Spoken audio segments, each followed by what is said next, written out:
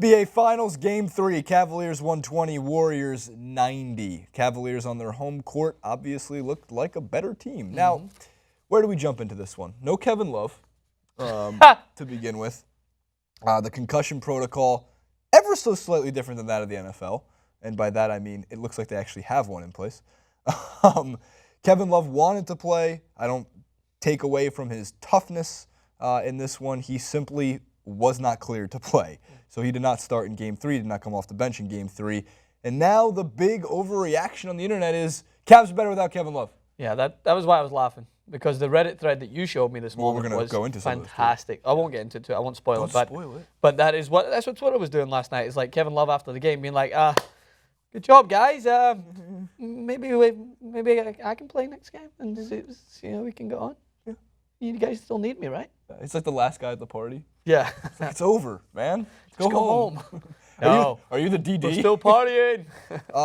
So there was an overreaction, absolutely. Granted, I'm trying to piece together what it is, and there's really not an advanced analytic at least, to describe why Kevin Love off the Cavaliers might be a better situation. Now, here's the one thing we have to keep in mind. Who was playing the position of Kevin Love in that game? Well, that would be LeBron James. Yeah. So obviously when LeBron James is playing your position, of course you're going to look better at that position. You can put LeBron at any of the Cavs' positions. If LeBron was playing Tristan Thompson's position, he probably would have looked better than Tristan Thompson. Yep. Same as if he was in for Dellavedova, even Kyrie, who lit up the first quarter for 16 points. So the first quarter goes by. Like I just mentioned, Kyrie has 16 points. They get off to a very hot start. The pick and rolls with Tristan Thompson worked very well. Kyrie was creating off the dribble, which I thought was really important for them. But again, sometimes shots just fall, sometimes they don't. In a lot of that game, I felt there was tip-backs by Andrew Bogut that didn't go, whereas LeBron's jumper rattled in. Yeah. And in that situation, that's what can create sometimes a 30-point blowout. The role players. Obviously, J.R. Smith finally got hot. We know that's going to happen in a lot of situations. It's going to be hot and cold. He finished 7 of 13. He was 5 of 10 from behind the line. LeBron's jump shot was there. Tristan Thompson was a monster on the offensive rebounding. And on top of that, Richard Jefferson, who is he going to get the same production, numbers-wise, as Kevin Love? No, he's not going to put up 15 and 15 in a game. He did, however, put up 9 points, added 8 rebounds, had a total plus-minus of a plus 11 on the court, played 33 minutes, and he can do what Kevin Love can do in a way. And by that, I mean he can sit back on the three-point line and take a few of those. We actually only took 3, made 1 of them. Yeah. But he also can create more ball movement simply by just facilitating as the middleman, as the messenger. Where a lot of the time Kevin Love will get the ball, they'll create plays for him. Yep. Richard Jefferson, on the other hand, is simply there to be the messenger. Get that, make the next pass. Look for LeBron, look for Kyrie, look for Tristan Thompson underneath. Collectively, they were better defensively. J.R. Smith, that's a huge despite the one. fact that J.R. Smith, of course, when he gets hot, everyone loves to jump on board on Twitter and be like, this is what the Knicks fans, I even did it myself, like the Knicks fans are asking, what was this? But I thought defensively he had Klay Thompson at certain parts on lock, and until Klay Thompson had his contusion, then I'm sure Golden State Warriors fans will hope that he bounces back. But overall, the Cavs were a little bit harder, I think, and then that goes in tune with what Steve Kerr was saying. He says we were too soft. Yes. And I thought that the Cavs were very physical, and that's what you have to do to play against this team. The home court advantage in the NBA, if you think that atmospheres are electrifying in soccer, which I know they are because the attendances are usually bigger, but those fans made that an electrifying environment right from the get-go. But the regular season doesn't matter, Francis. But what happens when you win more games than any other team in the regular? Oh, you get more home court games. Exactly, and that's why it does. It makes more sense when you see a team like the Cavs just bounce back from a 33-point loss to go on and win the game very well. But the one thing I do want to highlight, which we consistently talk about, Dan or EP was just mentioning there, is like I'm a fan of opinionated analysts, and we are opinionated digital TV analysts. And I don't know as much of the game as Stephen A. Smith, right? The guy's probably, I think, he's been following the sport for how many years? He's one of the most, he's got a blue check mark. Makes a lot of sense. But I almost feel like either way, ESPN maybe are going up to him before the game and be like, right, Stephen A., forget everything you've just seen this season and analyze just this game as if you've just walked in from Mars and decided to watch this NBA game. Or they've brought out the Men in Black pen that just wipes his memory, and he sends out tweets that are just there to deliberately get a reaction, and people will give him it. It'll be like, Steph Curry's abysmal this game, Klay Thompson's abysmal, and I understand, yes, they didn't play well, but it's almost like he's disregarding the fact that in a day or two when Steph goes for 40 points, he's still going to be sucking on the teat of everything else that is surrounding the magnitude of how good Steph Curry is. And I just think it's a little bit shady that, yes, you have to criticize these players, especially MVP candidates and MVP players who have to be held to that same regard.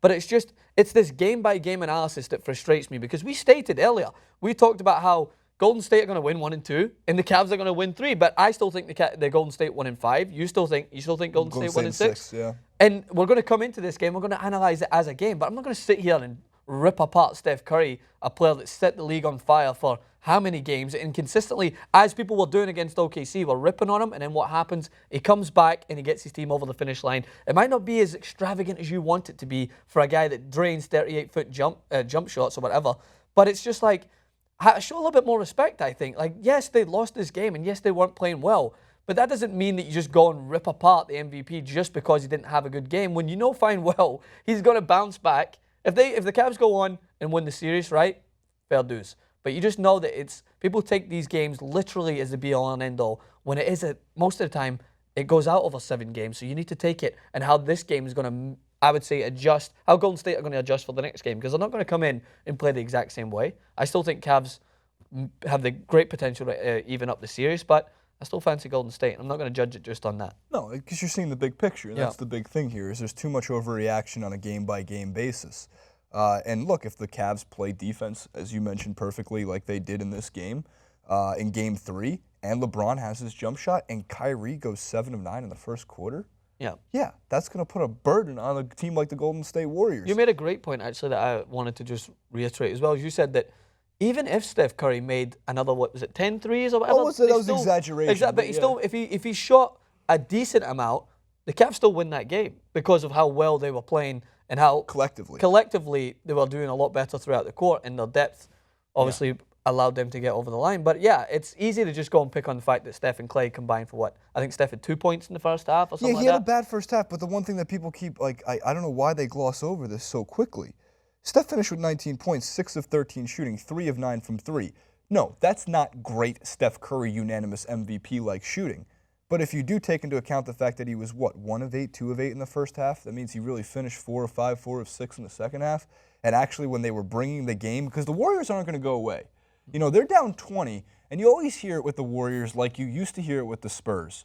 You know, 20-point lead isn't really safe until there's 3 minutes left in the fourth quarter. Yeah. 20-point lead, if all teams to come back from 20 points down and a half, it's the Golden State Warriors this year. And the reason they say that is because how quickly they can score in transition and how quickly they can hit threes and get hot. Klay Thompson, all the time we've seen him, just like he did in Oklahoma City, brought them off life support in Game 5 when they're down 3-1.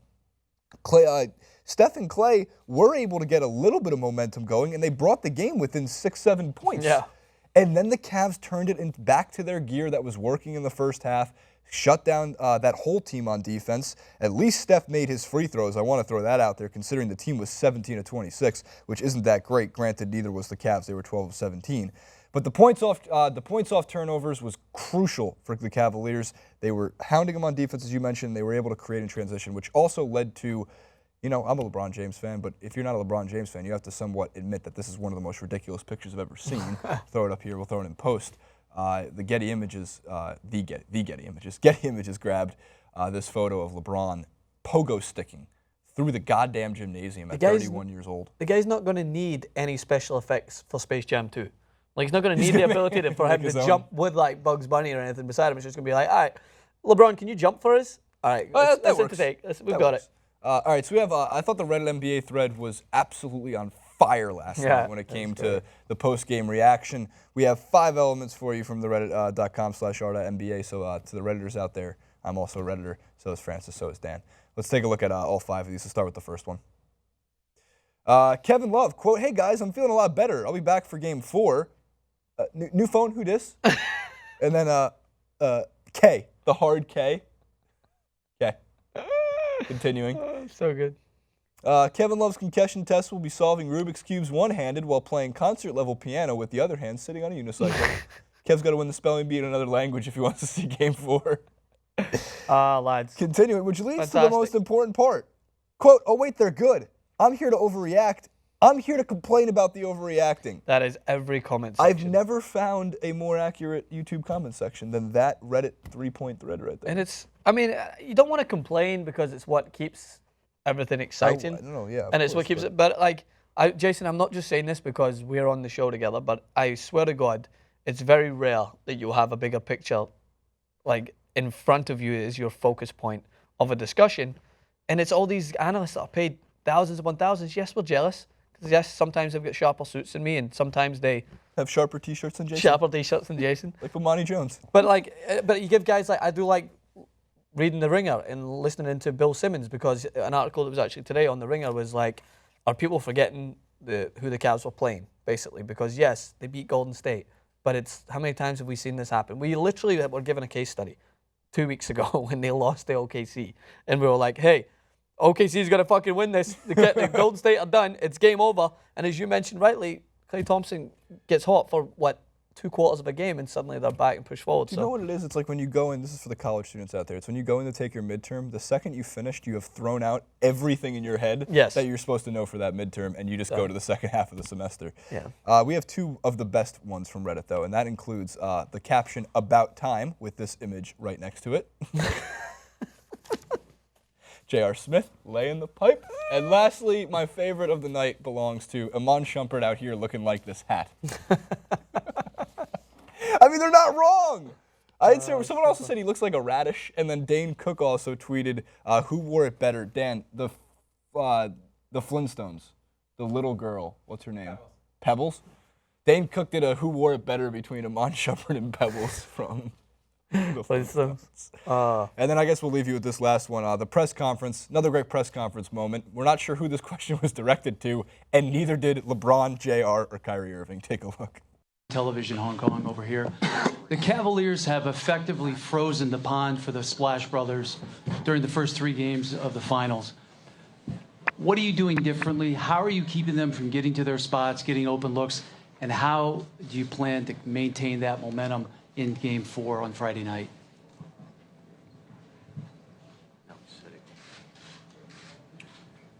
Swish. Sorry, no, that was a really real moment.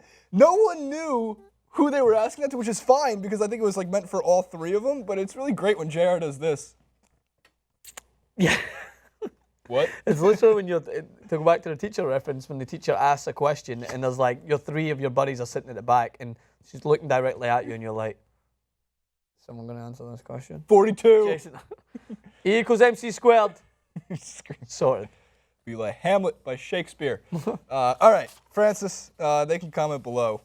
Please don't act like the I'm here to overreact. We're going to complain about it. I think they will. Because now that I said that, of course you guys are going to do it anyway. But Game 4, hey man, we're 1 game away from having a truly great best of 3 series. You know. When is Game 4 again? Game 4 is Friday. I'll be coming to you guys live from my apartment room on Saturday. I'll be coming to you guys live from my apartment room. I am sticking to this, as I've said. I am rooting for the Cavaliers because I want LeBron to win 1 in Cleveland for the city. I think the Warriors still win in 6. But Sticking with my prediction. Cavs and 5 is a good one. Cavs and 5 is not what you said. Cavs and 5 is not bad. Thunder and Good bet 4. for your money. Thunder and Warriors Thunder 8. in Game 8. Oh Jesus, come back. All right, come back for more.